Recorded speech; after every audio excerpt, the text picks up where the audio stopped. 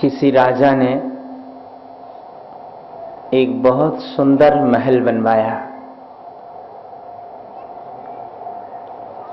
महल में बाहर विदेशों से सामग्री मंगवा कर उपयोग में लाई गई। जितना अच्छे से अच्छा राजभवन बना सकता था, उस राजा ने उतना खूबसूरत महल बनाया। राजभवन बनने के पश्चात राजा को ये लगा कि कहीं मैंने कोई कमी तो नहीं छोड़ दी। राजमहल में किसी प्रकार की कोई कमी शेष ना रहे, सर्वांग सुंदर हो, उसमें कोई कमी तो नहीं रह गई है। इस बात को जानने के लिए एक दिन महाराज ने बड़े बड़े जानकार आर्किटेक्ट, इंजीनियर, वास्तु शास्त्री, सारे ही तरह के लोगों को और नगर के वरिष्ठ लोगों को, सभी को एक साथ आमंत्रित किया। बड़े धन्यवाद के साथ महाराज ने अपने एक आदमी के साथ उस राजभवन को निरीक्षण करने के लिए भेजा। जो व्यक्ति साथ में था वो सबको बताता जाता था कि अमुक वस्तु अमुक देश से मंगाई गई है, उसका इस प्रकार का महत्व है। सारे राजभवन में उन सभी आमंत्रित अतिथियों को घुमाया। जब ये सारे लोग भवन में जा रहे थे, रास्ते में एक भिखारी मिला। संत था, भिक्षा मांगकर अपना जीवन यापन करता था। उसने सोचा कि ये सारे लोग महाराज के यहां जा रहे हैं, हो सकता है आज वहां भोजन का कार्यक्रम हो, और 2 दिन से मैंने भोजन नहीं किया है, इन सबके साथ मेरा भी भोजन हो जाएगा। ये विचार करके उस पूरे एक प्रबुद्ध वर्ग की भीड़ के साथ वो पक्कड़ संत भी साथ में हुए।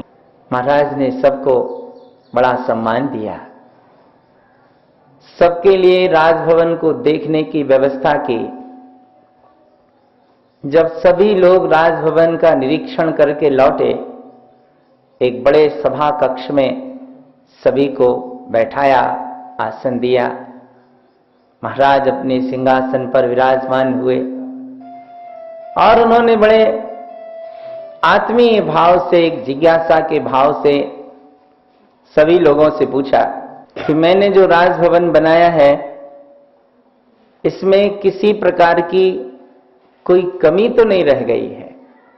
इससे संबंधित कोई बात अगर आपको लगती है, उसे मैं जानना चाहता। हर आदमी ने खड़े होकर महाराज की बड़ी तारीफ की कि आपने इतना सुंदर महल बनवाया, आप ही बनवा सकते हैं, और तो कोई नहीं बनवा सकता था। इतनी सुंदर चीज, ऐतिहासिक, दर्शनीय आपने बनाई है, बहुत विशेष बात है। महाराज ने सारे लोगों से राजभवन के संबंध में जानकारी ली। हर व्यक्ति ने अंतर्मन से बड़ी तारीफ की कि आपने बहुत सुंदर भवन बनाया। दूसरा प्रसंग चलने लगा। इतने में जो संत सबसे पीछे पीछे उस भीड़ के साथ गया था, उसे काफी पीड़ा हुई। उसकी आंख से आंसू आने लगे। राजा ने पूछा, क्या बात है?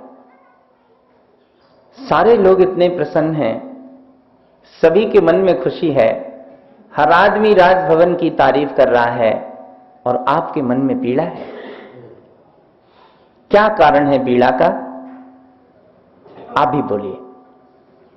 उस फकीर ने बड़े विनम्र भाव से कहा, महाराज, मुझे पीड़ा तो इस बात की है कि मैं सबके साथ यहां आपके राजभवन में आया आपने सबसे राजभवन के बारे में पूछा, लेकिन मुझसे नहीं पूछा। मुझे पहली पीड़ा तो इस बात की है। तो बोले आप भी बताइए, आप भी बताइए। उस संत ने बहुत ही नम्रता से निवेदन किया कि महाराज, इस भवन में 2 बड़ी भारी कमियां हैं जिन्हें पूरा करना बहुत मुश्किल है। महाराज के मन में एक जिज्ञासा जाग गई कि बड़े बड़े जानकार लोग नहीं बता पा रहे हैं गलतियां, और एक ये सामान्य सा संत दिखने वाला आदमी 2 गलतियां बताता है। राजा के मन में एक जिज्ञासा का भाव पैदा हो गया कि आखिर वे गलतियां कौन कौन सी हैं। महाराज ने पूरी जिज्ञासा के साथ जानना चाहते थे। उस संत ने कहा, महाराज, ये भवन बना तो अच्छा है, लेकिन पहली कमी तो ये है कि इतना सुंदर राजभवन हमेशा इतना सुंदर नहीं रहेगा। ये धीरे धीरे पुराना होगा, जीर्ण शीर्ण होगा और किसी दिन खंडहर में बदल जाएगा। इसे आप रोक नहीं सकते। महाराज ने कहा, ठीक है। और दूसरी बात, उस संत ने कहा, राजन, दूसरी सबसे बड़ी खासियत यह है कि इतना सुंदर राजभवन बनाने वाले महाराज इस राजभवन में हमेशा नहीं रहेंगे। इतना सुंदर राजभवन छोड़कर जाना पड़ेगा। राजा को लगा कि ये सारे इंजीनियर, आर्किटेक्ट, वास्तुशास्त्री, ये तो सारे लोग केवल ऊपरी ऊपरी बातें बता रहे हैं, मेरी तारीफ कर रहे हैं, लेकिन सच्चाई को बताने वाला ये संत है। वास्तव में कोई भी वस्तु हमेशा एक रूप नहीं बनी रहती, परिवर्तन उसका नियमित रूप से होता है। कितनी सुंदर से सुंदर वस्तु भी हो, नियम से बदलती है।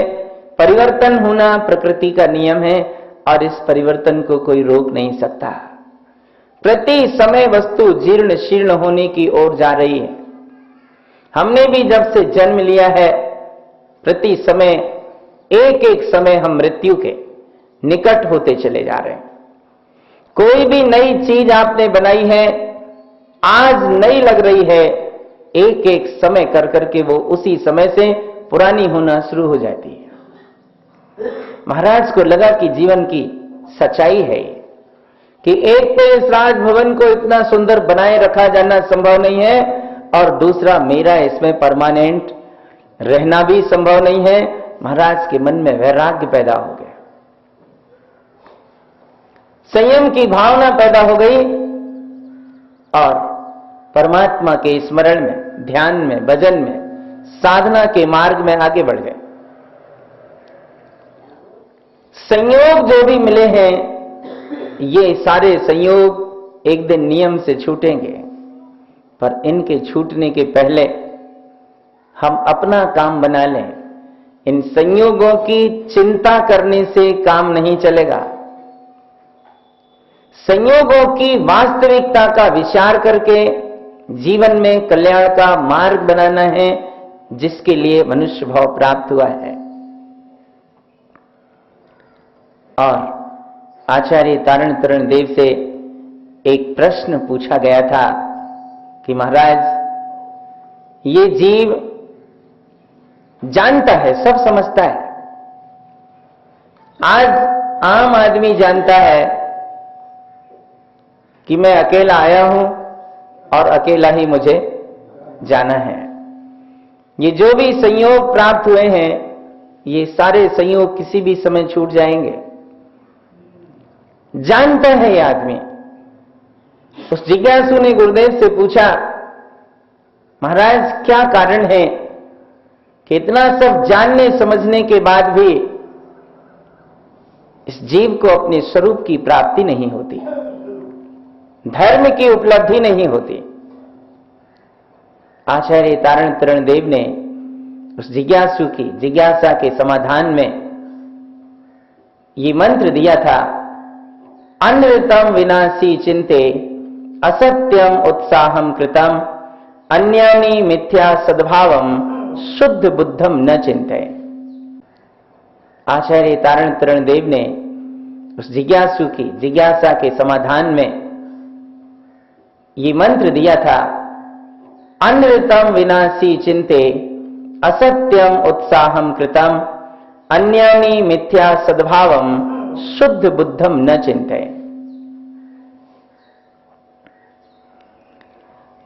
अनृतम विनाशी चिंते, आचार्य कहते हैं कि ये जीव क्षणभंगुर विनाशीक वस्तुओं का चिंतन करता है। असत्यम उत्साहम कृतम, पापों को उत्साहपूर्वक करता है। जो असत संयोग हैं उनमें उत्साह रखता है। अन्यानि मिथ्या सद्भावम, और मिथ्यात्व के सद्भाव सहित अज्ञानी बना है। शुद्ध बुद्धम न चिंते, अपने शुद्ध बुद्ध स्वभाव का चिंतन नहीं करता। अनृतम विनाशी चिंते, ना स्वयं क्षणभंगुर वस्तुओं की चिंता करता है, लेकिन अपने शुद्ध बुद्ध स्वभाव का चिंतन नहीं करता। हम लोग क्या कर रहे हैं? आत्मचिंतन करते हैं कि संयोगों की चिंताएं करते हैं? चिंतन के लिए हमारे पास कितना समय है और चिंताओं के लिए सारा समय है, और अपने चिंतन के लिए फिर क्या होगा? ये जीवन किस कार्य के लिए मिला है, कम से कम ये बात तो हमें विचारनी चाहिए। चिंता करने से कार्य नहीं होते। चिंता करने से व्यक्ति की एक सृजनात्मक शक्ति का विनाश होता है, ज्ञान का ह्रास होता है। संत कबीरदास जी ने कहा था, चिंता से चतुराई गई, दुख से गयो शरीर, और पापों से लक्ष्मी गई, कह गए दास कबीर। चिंता से चतुराई गई। जितनी आदमी चिंता करता है उसकी सोचने की, निर्णय करने की ज्ञान परक शक्ति का विनाश होता है, चतुरता जाती है, बुद्धि कौशल क्षीण होता है, चातुर्य ढीला पड़ता है। और चिंता करना किसी कार्य को करने का उपाय नहीं है। सजग रहना, सावधान रहना कार्य को करने का उपाय है। सावधानी से तो कार्य घटित होते हैं, सावधानी तो कार्य को करने का उपाय है, किंतु चिंता से कोई कार्य बनते नहीं है, बल्कि और अंतर में पीड़ा का अनुभव होता है, और अंतर में वेदना का अनुभव करना पड़ता है, क्योंकि चिंता एक तरह का घुन है। लकड़ी में आपने देखा होगा घुन लग जाता है, तो लकड़ी ऊपर से बहुत अच्छी दिखाई देती है, लेकिन भीतर ही भीतर खोखली होती चली जाती। इसी तरह आम आदमी आज चिंता करता है, तो चिंता करके भीतर ही भीतर एक घुन की तरह कीड़ा लग जाता है। ऊपर से बहुत अच्छा दिखता है, करता हुआ दिखता है, सब कुछ अच्छा दिखाई देता है, लेकिन भीतर से वो चिंता निरंतर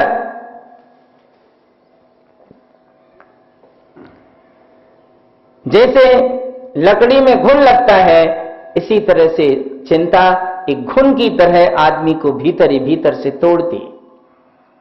चिंतयम नाशनम ज्ञानम, चिंतयम नाशनम बलम, चिंतयम नाशनम मनः, यावत भवेत नाशयम चिंता।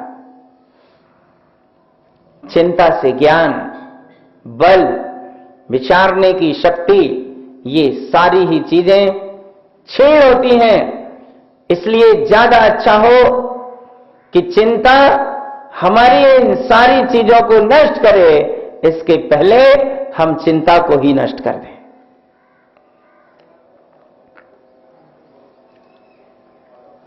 हे संत, बसंत बहार चिंता में नहीं,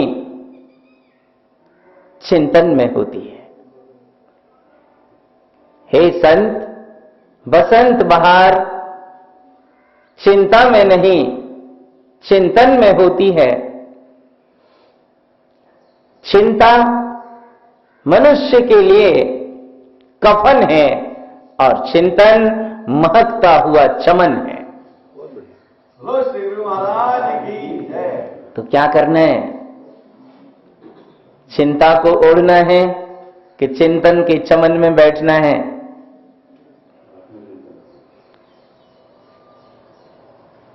भाव तो सभी का ये रहता है, क्यों चिंता के उलझन में पड़ेंगे, चिंतन का ही आनंद लेंगे ना।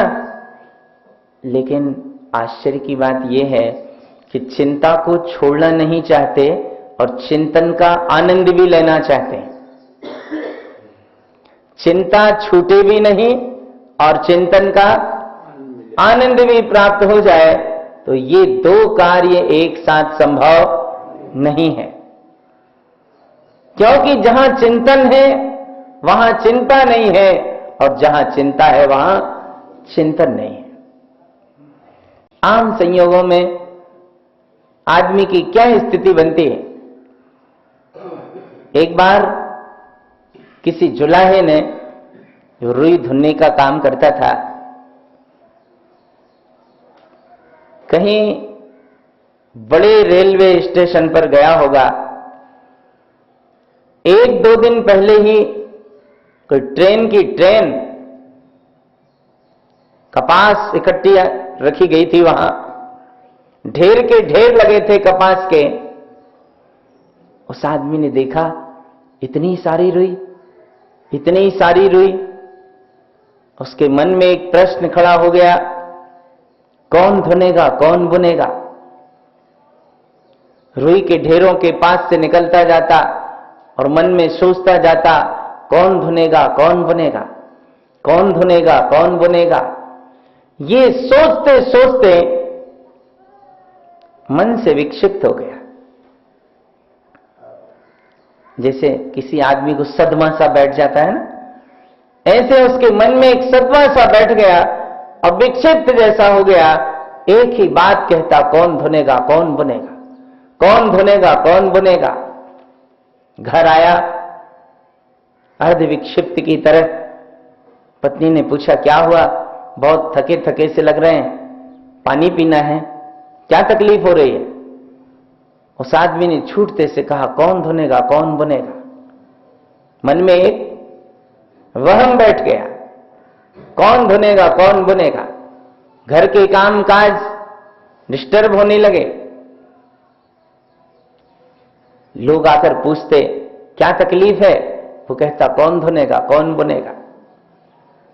डॉक्टर आकर पूछते, चेकअप करते, तो देखते कि सब कुछ बराबर है, सब कुछ ठीक ठाक है। उसी से पूछते कि तू बता, तुझे तकलीफ क्या है? अब वो कहता, कौन धुनेगा, कौन बुनेगा। दरअसल तकलीफ शारीरिक नहीं थी, तकलीफ मानसिक थी। डॉक्टर शरीर का रोग दूर कर सकता है, लेकिन मन का रोग दूर नहीं कर सकता। मन के रोगों को दूर करने के लिए ये सद्गुरु रूपी वैद्य चाहिए और ज्ञान रूपी औषधि चाहिए। सद्गुरु औषधि देंगे ज्ञान की, तो अच्छे से अच्छे मन के सारे रोग भी पल भर में दूर हो जाएंगे। लेकिन शरीर के डॉक्टर मन के रोग को दूर नहीं कर पाएंगे। अब दूर दूर से लोग आते, हकीम आते, वैद्य आते, डॉक्टर आते, पूछते सब, तुझे तकलीफ क्या है? और तकलीफ के नाम पर वो बोलता कि कौन धुनेगा, कौन बुनेगा। दरअसल तकलीफ उसे अंतर की थी। काफी दिन हो गए। एक दिन कोई संत उसके गांव में आए।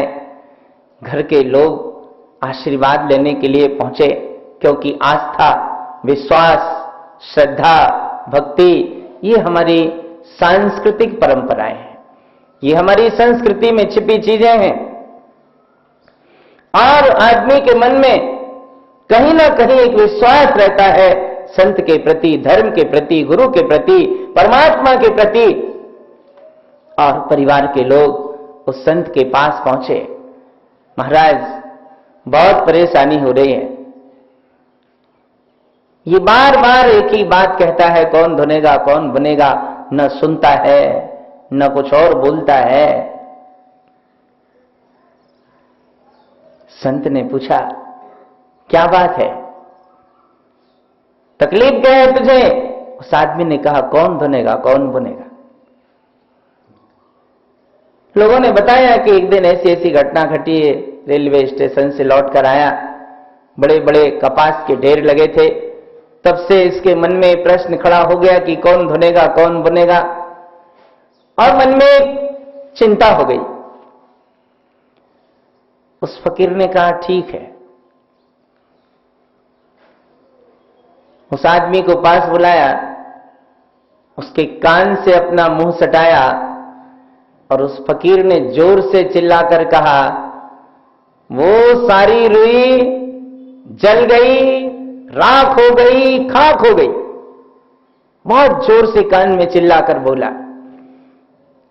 जैसे उस संत ने कहा कि वो सारी रुई जल गई, राख हो गई, खाक हो गई, उस आदमी को एकदम चैतन्यता सी आई। बोले, क्या जल गई, राख हो गई, खाक हो गई? चलो अच्छा हुआ, एक चिंता मिटी।